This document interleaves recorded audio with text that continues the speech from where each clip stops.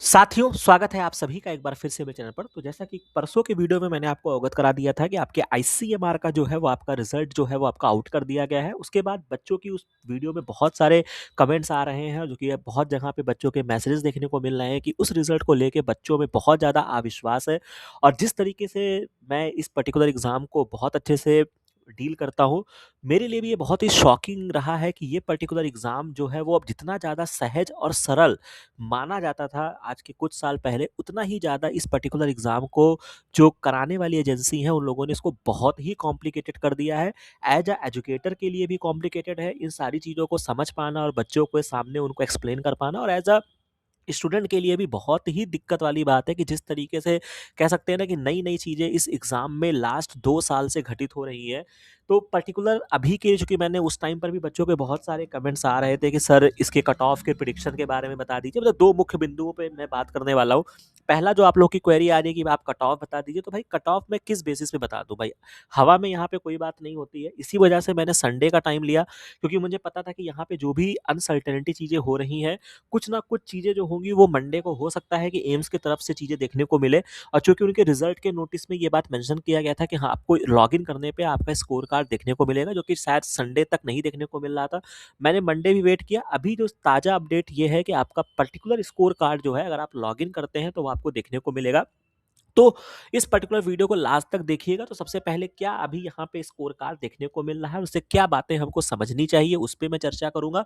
और आप जिस तरीके से कट ऑफ की बातें कर रहे हैं, तो उस पर मेरा क्या टेक है या हम उसके बारे में कब बात करेंगे, उन दोनों ही पहलुओं पे मैं आपसे बात करूँगा। तो सबसे इम्पोर्टेंट है कि आपको कुछ नहीं करना है, आपको डीएचआर ब्रेड की वेबसाइट पे विज़िट करना है। वहाँ पे जब आप ऑनलाइन रजिस्ट्रेशन के कॉलम में आते हैं, ठीक है? तो इस तरीके से आपको डीएचआर ब्रेड देखने को मिलेगा। तो जहाँ पे आपको तो एक रिज़ल्ट देखने को मिल जाएगा, ठीक है? इस रिज़ल्ट को जब आप डाउनलोड करते हैं, जो कि मैंने आपको वीडियो में ऑलरेडी दिखा दिया था, आपको अपने रोल नंबर के साथ परसेंटाइल देखने को मिल जाएगा। वहाँ से आपको कोई बहुत ज़्यादा आइडिया नहीं लगेगा। लॉगिन टू अप्लाई पे आपको क्लिक करना है। जब आप क्लिक करेंगे तो अपना लॉगिन पासवर्ड जब आप डालेंगे, देन फिर क्या होगा कि आपको इस तरीके से आपका इंटरफेस देखने को मिलेगा। मान लीजिए जिस भी बच्चे ने, समझ लीजिए कि ये बायोलॉजिकल साइंस में बच्चे ने फिल किया था, तो यहाँ पे पहले डाउनलोड एडमिट कार्ड आ रहा था। अब यहाँ पे आपको डाउनलोड स्टेज 1 का रिजल्ट देखने को मिलेगा। तो जब आप इसको क्लिक करेंगे तो आपका स्कोर कार्ड जो होगा वो आपका डाउनलोड हो जाएगा, ठीक है? अब स्कोर कार्ड जब आपका डाउनलोड हो जाता है, तो वहाँ पे आपको स्कोर मेंशन होंगे, मतलब आपका अंक वहाँ पे दिया होगा कि आपने पार्ट ए में कितना स्कोर किया है, पार्ट बी में कितना स्कोर किया है, एंड देन पार्ट सी में कितना स्कोर किया है। उसके साथ में क्या दिया गया है, आपको परसेंटाइल के फॉर्म में दे दिया गया है। अब ये बहुत ही विचित्र चीज़ है, जो कि मैं यहाँ पे अपडेट के साथ में इनकी खामियों पर भी बात करते हुए चलूँगा कि फर्स्ट ऑफ ऑल, जो चीज़ें आपने कभी नहीं किया था उसको इस बार लाने की क्या आवश्यकता थी, ठीक है? और जैसा कि देख सकते हैं, खास तौर से ये 2 चीज़ें मैंने लगाई हैं, इससे हम ये आकलन लगा सकते हैं कि अभी मेरे पास ऑब्वियस सी बात है कि बहुत सारे बच्चों के तो मेरे पास लॉगिन पासवर्ड नहीं है। जो भी मेरे पास लॉगिन पासवर्ड थे, मैंने 2-4 बच्चों के रिजल्ट्स देखे। तो एक चीज़ जो मुझे समझ में आई कि जिस बच्चे के 120 मार्क्स आ रहे हैं, मतलब ये 150 नंबर का आपका पेपर था, 150 नंबर का, तो उसके जो परसेंटाइल बन रहे हैं वो 97.85 है। और 91.25 आने पर जो परसेंटाइल है वो आपका ड्रास्टिक चेंज हो रहा है, ठीक है? तो एक चीज़ तो यहाँ पे ये क्लियर हो जाती है, लेकिन जो क्वेश्चन दिमाग में आ रहे हैं कि सबसे पहली बात तो ये है कि परसेंटाइल का ये कॉन्सेप्ट करने का क्या मतलब था। और दूसरी चीज़ है कि जब आप ओवरऑल परसेंटाइल की बात कर रहे हैं और जब अपने स्कोर कार्ड को जब आप डाउनलोड करते हैं, तो वहाँ पे कुछ इंपॉर्टेंट पॉइंट्स मेंशन किए गए हैं।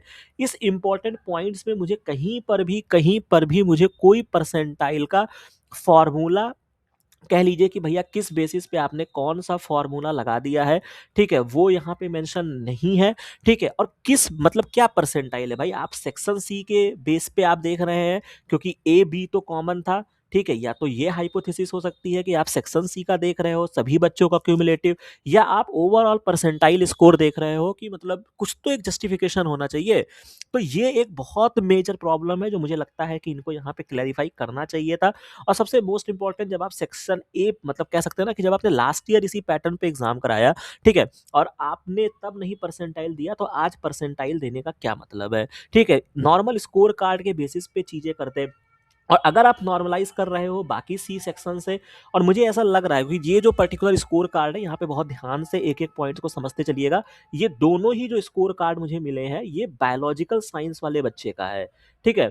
तो बायोलॉजिकल साइंस वाले बच्चे का बायोटेक, बायोकेमिस्ट्री वालों का स्कोर कार्ड मुझे मेरे पास नहीं है, ठीक है। और एक चीज़ जो हाइपोथेसिस है, जो कि मैं कल से सोच रहा था इस पर्टिकुलर चीज़ों पे, और जो मैंने एक छोटा-सा पोल भी डाला था अपने टेलीग्राम चैनल पे, मैंने यही पूछा था कि जिन बच्चों के अच्छे परसेंटाइल आ रहे हैं, उनका कह सकते हैं कि वो किस मतलब उन्होंने पार्ट सी में क्या चुना था, ठीक है। तो जब मैंने इस क्वेश्चन को मैंने पोल डाला, तो हालाँकि वहाँ पे जितने भी बच्चों ने पोल किया, कोई ऐसा नहीं, कोई मेरे पास बहुत बड़ा डेटा है, बट वहाँ पे जितने भी वोट्स हुए या जो भी बच्चों के मुझे मैसेजेस देखने को मिले, कमेंट्स देखने को मिले, जिन बच्चों से मेरी बातचीत हुई, ठीक है, या जो मैंने शॉर्ट वीडियो डाला था, उसपे भी जो बच्चों ने कमेंट किया है, उसपे बच्चों का यही जो मुझे समझ में आ रहा है कि खास तौर से वो बच्चे जिन्होंने बायोलॉजिकल साइंस अपना सेक्शन सी में चूज़ किया था, उनके परसेंटाइल बढ़िया आए हैं, ठीक है। ये मतलब मैं किसी पे वो नहीं कर रहा हूँ, लेकिन जो एक तरीका है, जो एक यहाँ पे ऑब्जर्वेशन है, उसमें यही देखने को मिल रहा है कि पहले फर्स्ट ऑब्जर्वेशन में यही समझ में आ रहा है कि जिन्होंने बायोलॉजिकल साइंस लिया उनके परसेंटाइल अच्छे हैं, और बायोटेक वाले और बायोकेमिस्ट्री वाले गिने चुने होंगे, या फिर ये एक्सटिंक्ट ही हैं, मान के चलिए, ठीक है। इन ऐसे बच्चे भी हैं जो इन्होंने सब्जेक्ट लिया था और इनके कहने हैं कि हमने बहुत अच्छा पेपर किया, ठीक है। मतलब कमेंट्स में आप जाके देख सकते हैं। तो मुझे ऐसा लगता है कि जिनके नंबर अच्छे आए हैं, मैं ये नहीं कहता हूँ कि कोई एग्ज़ाम को यहाँ पे गलत तरीके से ऑर्गेनाइज़ किया गया है, या गलत तरीके से इसमें धाँधली हो रही है, कुछ हो रही है, मतलब ये मेरा कोई ऐसा पर्टिकुलर पॉइंट नहीं है। बस एक ट्रांसपेरेंसी जो होती है ना, वो यहाँ पे ब्रेक हुई दिखाई पड़ रही है। तो मुझे लगता है कि इसका एक जस्टिफ़िकेशन माँगना गलत बात नहीं है कि भैया, सबसे पहली बात, आप नेशनल लेवल का एक एग्ज़ाम कंडक्ट करा रहे हो, ठीक है? जहाँ पे आप जेआरएफ की फेलोशिप देने वाले हो, ठीक है? तो इस पर्टिकुलर एग्जाम में अगर मैं सिंपल सी बात करता हूँ कि भैया, अगर आप क्वेश्चन पेपर और आंसर की, ये तो मुझे लगता है कि पहली बेसिस पे डिमांड हमारी होनी चाहिए कि हमें क्वेश्चन पेपर और आंसर की चाहिए, ठीक है। हालांकि इसका जस्टिफिकेशन इनके तरफ से आ सकता है कि भैया हमने बुकलेट में नहीं मेंशन किया था, बट फिर भी अगर इस तरीके से बच्चों में प्रॉब्लम अविश्वास जग रहा है, तो क्वेश्चन पेपर आंसर की आना चाहिए। और देन सेकंड चीज है कि भैया, ये परसेंटाइल का कौन सा फॉर्मूला आपने लगाया और इसकी आपकी क्यों आवश्यकता पड़ी, ठीक है। और ख़ास तौर से जो बच्चे बायोटेक एंड बायोकेमिस्ट्री, माइक्रोबायोलॉजी के हैं, ठीक है, वो कमेंट सेक्शन में बता दें। मैं इस वीडियो के माध्यम से ये भी चाहूँगा, मैं कोई यहाँ पे वो नहीं कर रहा हूँ कि हाँ भैया, जो मेरी ऑब्जर्वेशन है, जो मुझे लग रहा है, या मैं बायोलॉजिकल साइंस वालों के अनफेवर में हूँ और मैं उन लोगों के फेवर में हूँ, मैं ऐसा कुछ भी नहीं है। बस अगर आपको लगता है कि नहीं भैया, हमारे ऐसे बैकग्राउंड के बच्चों ने भी अच्छा स्कोर किया है, तो कमेंट सेक्शन में बता देंगे, ताकि हमें कट ऑफ का, जब क्योंकि मैं कट ऑफ ऐसे तो मैं प्रिडिक्ट भी नहीं करूंगा, क्योंकि बिल्कुल भी मतलब अनसर्टेनिटी चीज़ों में मैं क्या ही बोल दूँ, ठीक है। तो कट ऑफ के वीडियो के लिए मुझे ये जानना बहुत ज़रूरी है कि भैया, किस बैकग्राउंड के स्टूडेंट का क्या मार्क्स आ रहा है, ठीक है। तो ये एक बहुत इंपॉर्टेंट चीज़ है, जो दो क्वेरी मुझे लगती है कि बच्चों को जरूर रेस करनी चाहिए। और ये बहुत ही मतलब कह सकता हूँ कि मतलब समझ से परे है कि क्या चीज़ें हैं। तो मुझे ऐसा लग रहा है कि शायद बायोलॉजिकल साइंस वाले बच्चों के परसेंटाइल अच्छे हैं। दूसरी एक इम्पॉर्टेंट चीज़ है कि जब बच्चों ने ये पर्टिकुलर एग्ज़ाम दिया, बहुत सारे बच्चों के उस दिन मेरे पास फ़ोन आए, टेलीग्राम पे मैसेजेस हुए।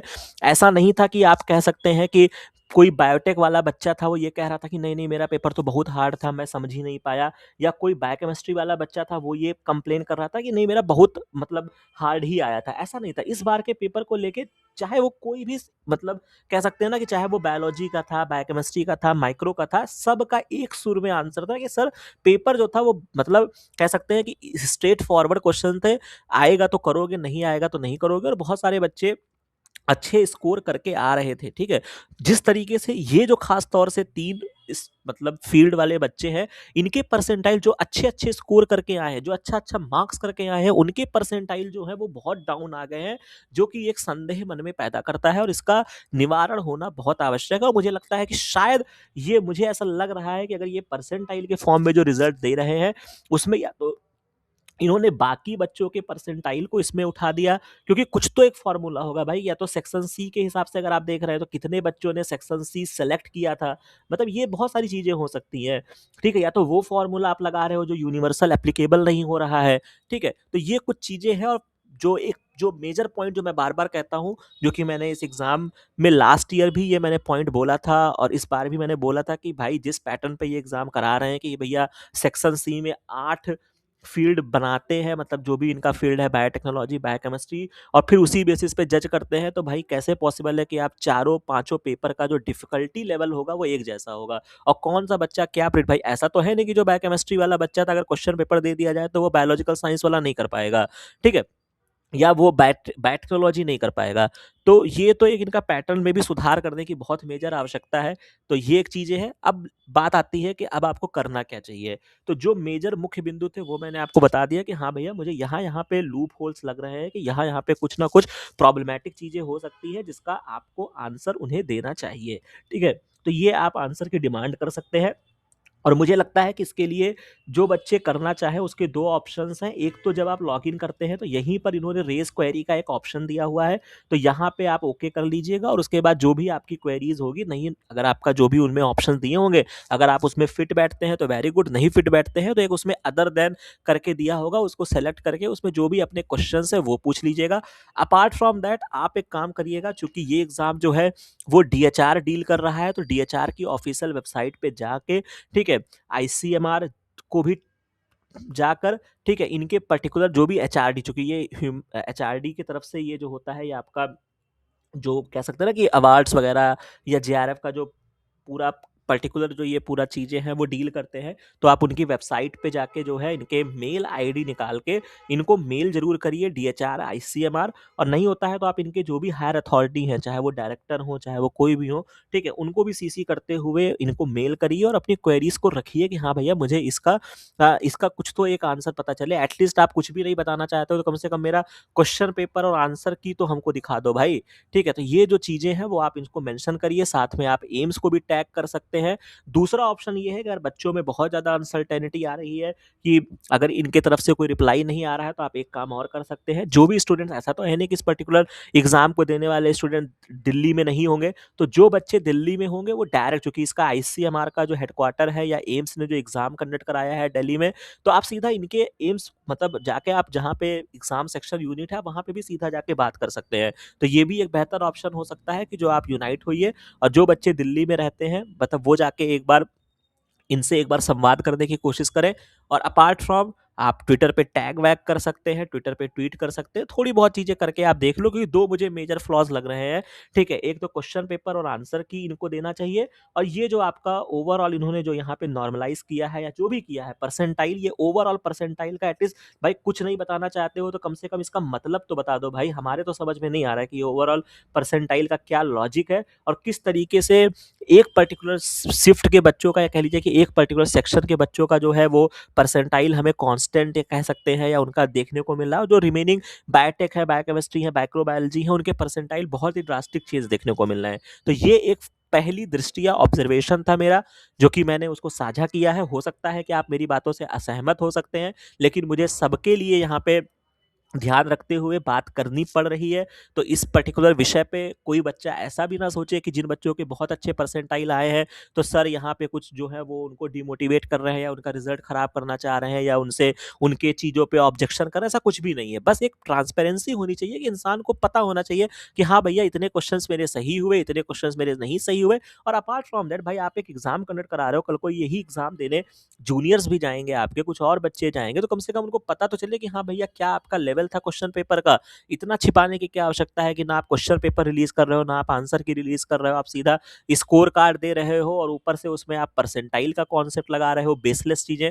ठीक है? तो ये इंपॉर्टेंट पॉइंट्स थे जो मुझे आपके साथ डिस्कस करने थे। तो आशा है कि आपने यहाँ पे अच्छे से पूरे वीडियो को देखा होगा और जो मेरे मुख्य बिंदु रहे होंगे, जो मेरे मुख्य पॉइंट्स रहे होंगे, उनको आपने समझा होगा।